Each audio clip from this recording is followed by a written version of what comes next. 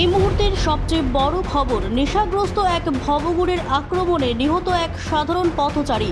ঘটনা সাব্রুম মহকুমার কলাছড়া এলাকায়। ঘটনায় এলাকায় তীব্র চাঞ্চল্য বিরাজ করছে। এই মুহূর্তের সবচেয়ে বড় খবর, নেশাগ্রস্ত এক ভবঘুরের আক্রমণে নিহত এক সাধারণ পথচারী।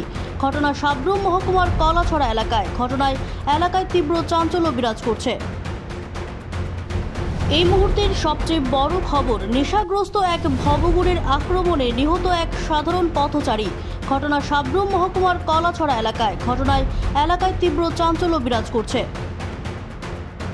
এই মুহূর্তের সবচেয়ে বড় খবর, নেশাগ্রস্ত এক ভবঘুরের আক্রমণে নিহত এক সাধারণ পথচারী।